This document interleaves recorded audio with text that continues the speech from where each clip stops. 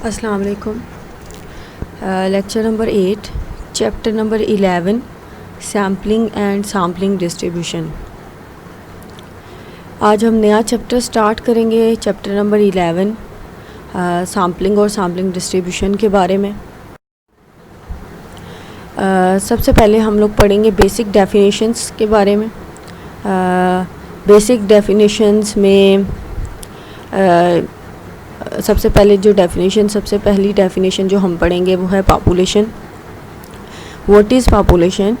A collection of individuals और objects having some common measurable characteristics is called the population.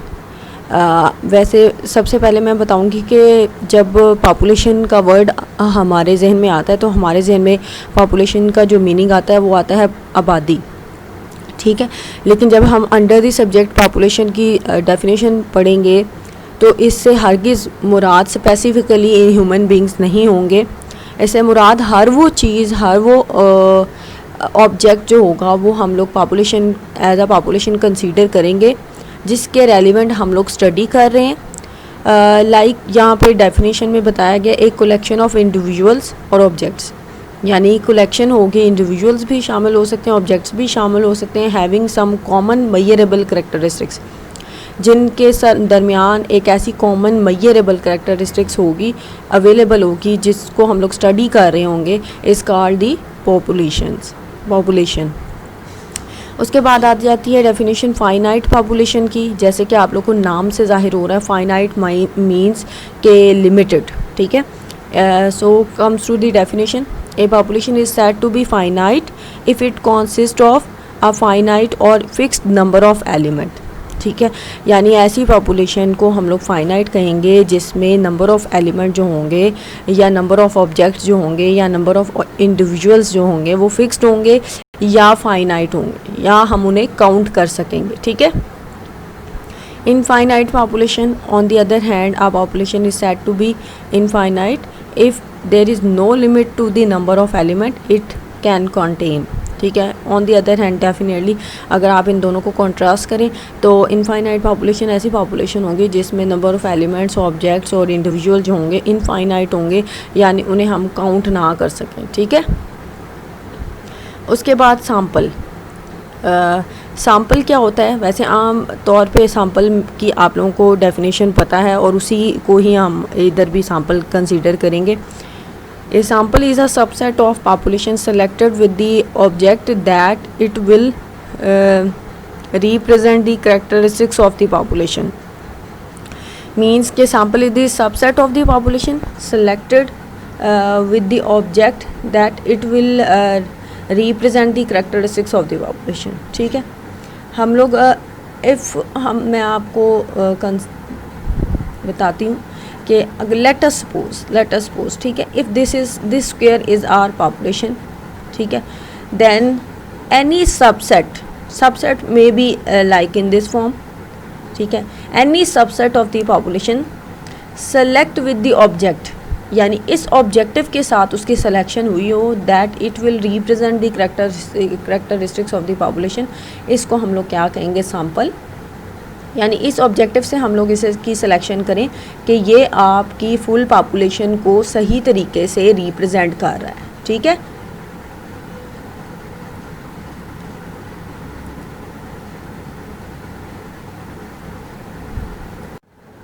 So this is population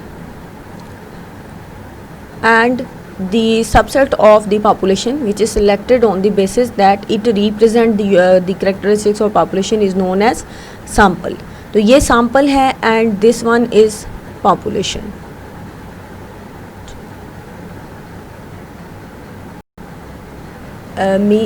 sampling, what is sampling? ऐसा process जिसके ज़रिए हम sample को select करते हैं उसको हम लोग कहते हैं सैम्पलिंग, ठीक है। The process of selecting the sample is called sampling. जिस मेथड प्रोसेस को अडॉप्ट करते हुए हम लोग सैम्पल को सेलेक्ट करते हैं उस प्रोसेस को हम लोग कहते हैं सैम्पलिंग, ठीक है। उसके बाद आता है sampling units. The objects or individual constituting the population are called the sampling units. ठीक है, the objects or individual constituting यानी वो smallest piece जिसको मिलाकर आपकी पॉपुलेशन बनती है उसे हम लोग कहते हैं सैम्पलिंग यूनिट. फॉर एग्ज़ाम्पल के तौर पे अगर हम लोग पॉपुलेशन में स्टूडेंट्स पे वर्किंग कर रहे हैं तो single student is sampling unit. Single unit is sampling unit. उसके बाद representative sample. A sample is a representative of the population in some sense if valid inference is to be made regarding the population. ठीक है, वो कह रहा है कि sample should representative. अगर आप चाहते हैं कि अपने population के relevant आप valid inferences draw करें तो sample को representative होना चाहिए. ठीक है, अगर sample representative नहीं है तो आपके inference के जो results होंगे वो ठीक नहीं आएंगे. ठीक है, कैसे क्यों इस तरह से कहा जा रहा है? फॉर एग्ज़ाम्पल इसको समझाने के लिए वॉइस सैम्पल शुड रिप्रेजेंटेटिव, इसको समझाने के लिए मैं आपको एक एग्जांपल दे रही हूँ. For example this is your population. ठीक है, और ये जो पॉपुलेशन है ये हमारा कंट्री है लाइक पाकिस्तान. ठीक है, जस्ट आपको समझाने के लिए पाकिस्तान इज़ आवर कंट्री. ठीक है, फॉर एग्ज़ाम्पल बाहर से एक कोई कंपनी आई है जिसने कोई फैक्ट्री वगैरह लगानी हो और जॉब वैकेंसीज़ वगैरह अनाउंस करनी है. ठीक है, और वो जॉब वैकेंसीज़ जो उसने अनाउंस करनी है फॉर एग्ज़ाम्पल 100. ठीक है, अब वो ये देखना चाह रहा है कि हमारे कंट्री में रिलीजन की बेस पे क्या डिवीज़न अवेलेबल है ताकि उसकी बेस पे इसको डिवाइड कर सके, इस टोटल वैकेंसीज़ को डिवाइड कर सकते. अब उसने एक जगह से सैंपल लिया है. सैंपल लेने के बाद उसने 50 लोगों का सैंपल लिया और सैंपल लेने के बाद उसने ऑब्ज़र्व किया है कि उनसे क्वेश्चनिंग किया कि what is your religion. For example उसने इस पार्ट से ये सैंपल लिया है और यहाँ के लोगों से क्वेश्चनिंग की है कि रिलीजन के बारे में. अब लेट अस सपोज, अब उसे तो आइडिया नहीं है, वो पाकिस्तान का किसी भी कंट्री से, इट इज़ अ सैंपल. अब सैंपल जहाँ से सेलेक्ट किया, फॉर एग्ज़ाम्पल यहाँ पे सारे के सारे नॉन मुस्लिम रहते हैं, सारे के सारे नॉन मुस्लिम रहते हैं. अब यहाँ से जब नॉन मुस्लिम से उसने क्वेश्चनिंग की रिलीजन के बारे में, अगर लेट अस सपोज 50 में से 40 लोगों ने ये कहा है कि वी आर नॉन मुस्लिम. ठीक है, और 10 ने कहा है कि मुस्लिम. अब इस सैंपल को देखते हुए उसके जहन में ये आ रहा है कि यहाँ पाकिस्तान में ज़्यादा लोग जो है वो नॉन मुस्लिम है और कम जो है मुस्लिम है. इसके हिसाब से वो जो इसकी डिस्ट्रीब्यूशन करेगा 80 jobs vacancies for non Muslim and 20 vacancies for Muslim. ठीक है, अब यहाँ पे देखें ये सैंपल है. सैंपल क्यों है? क्योंकि ये पाकिस्तान से ही सिलेक्ट किया गया है, लेकिन this sample is not representative. ये पाकिस्तान की असल सूरत हाल को रिप्रेजेंट नहीं कर रहा है. इसकी वजह से जो इन्फ्लुएंस मेकिंग होगी वो सारी की सारी गलत होगी. अच्छा, उसके बाद है purpose of sampling. Purpose of sampling क्या होता है? The purpose of sampling is to gather information that will be used as a basis for making generalization about the unknown population parameter. ठीक है, इस सैम्पलिंग का बेसिक पर्पज़ ये होता है कि आप स्मॉलर पोर्शन पे वर्किंग करने के बाद उनके रिजल्ट्स को जनरलाइज करो फॉर द होल पॉपुलेशन जहाँ से आपने वो सैम्पल सेलेक्ट किया होता है. लाइक अब यहाँ पे देखें, हमने सैम्पल ये सिलेक्ट किया. ठीक है, यहाँ से इंफॉर्मेशन ली, 40 और 10 का रेशो आ रहा है मुस्लिम और नॉन मुस्लिम में. अब इसकी बेस पे हमने जो पॉलिसीज़ बनाई हैं वो ये बनाई हैं कि 80 फॉर नॉन मुस्लिम. गलत पॉलिसी है लेकिन जस्ट मैं आपको बता रही हूँ. 80 jobs for non Muslim and 20 for Muslim. And this ये जो होगी ये हम लोग इसको जनरलाइज करेंगे for full population of Pakistan के लिए. यानी ये सारी की सारी 80 जॉब जो होंगी फुल जहाँ से भी नॉन मुस्लिम बिलोंग करेंगे उनके लिए होंगी. यानी हमने सैम्पल रिज़ल्ट को जनरलाइज किया है पॉपुलेशन के लिए. उसके बाद आता है sample survey. Sample survey in a sample survey enumeration is limited to only a part or a sample selected from the population. ठीक है, सैम्पल सर्वे एक ऐसी स्टडी होती है जिसमें हम जस्ट सैम्पल पार्ट को स्टडी करते हैं. इन्यूमरेशन यानी काउंट करते हैं. Limited information to only a part of sample selected from the population.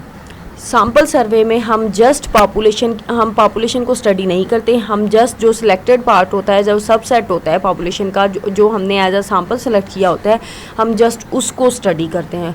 Full population को हम स्टडी नहीं करते. उसके बाद आता है सैम्पलिंग फ्रेम। सैम्पलिंग फ्रेम क्या होती है? A list of sampling unit is called a sampling frame. ठीक है, सारे के सारे सैम्पलिंग यूनिट की जो लिस्ट होती है उसे हम लोग कहते हैं सैम्पलिंग फ्रेम। दस a frame is a list. इसका मतलब है कि फ्रेम जो है उसे हम लिस्ट कहेंगे, और अ मैप और other acceptable material which serve as guide to the universe to be covered. ठीक है, यानी आप समझ लें कि मैप की जो एग्जांपल है, बेस्ट एग्जांपल है।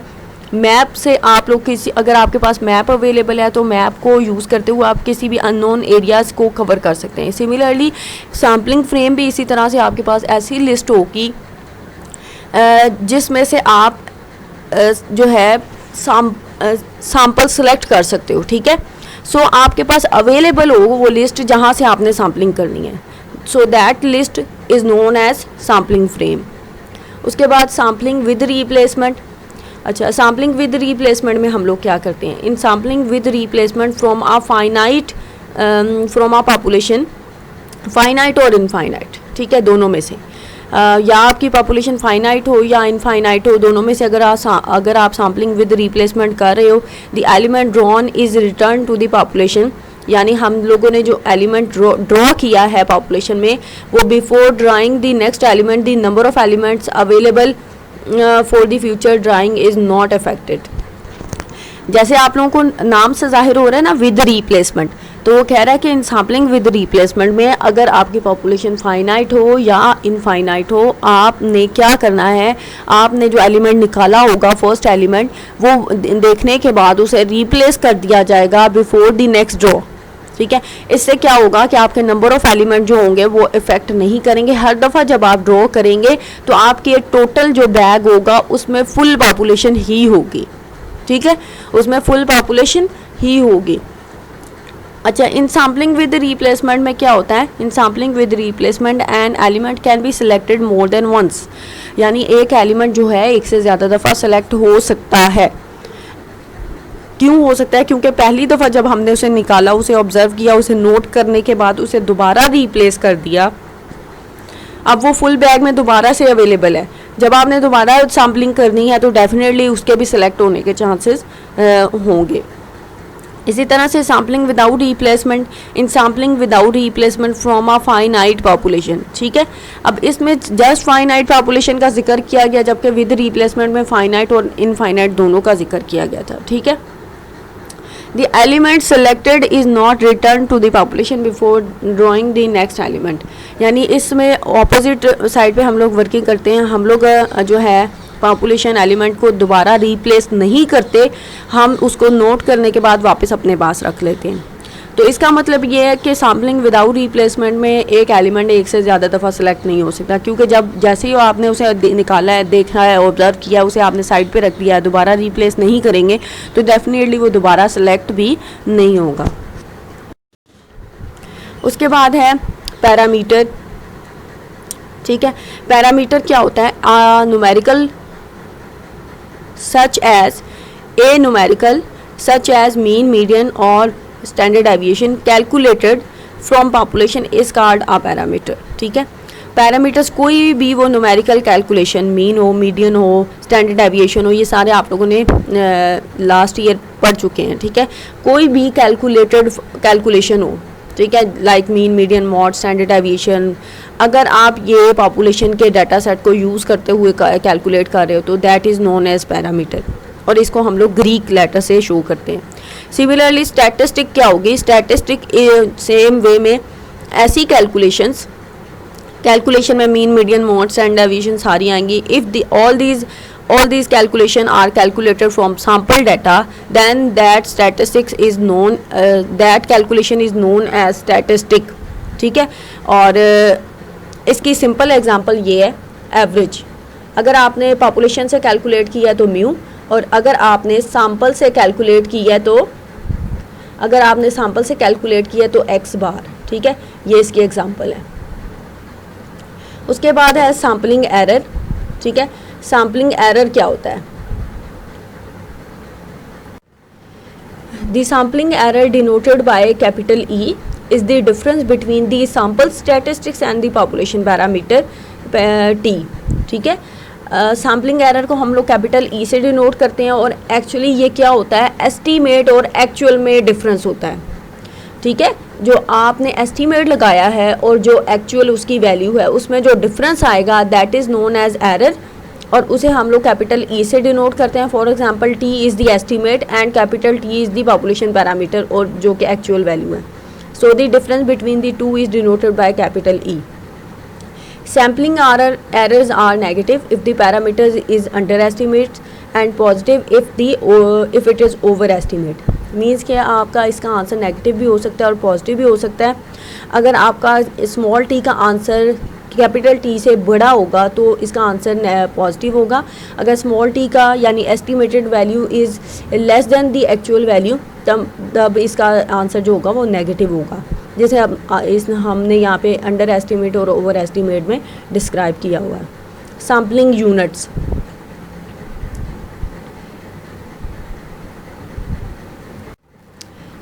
इट्स नॉन सैम्पलिंग एरर, ठीक है। Non sampling error occurs in any investigation whether it is a sample or a census. It includes such things as faulty interviewing, incomplete or inaccurate responses, mistakes in recording or coding the data and the like, ठीक है। Non sampling error ऐसे errors होते हैं जो हर तरह के sample में, senses में अक्कर होते हैं, ठीक है। और इनको हम लोग नॉन सैम्पलिंग एरर इसलिए कहते हैं क्योंकि ये सैम्पलिंग के डिफेक्ट से नहीं आते, ये अदर देन सैम्पलिंग से रिलेट करते हैं एरर।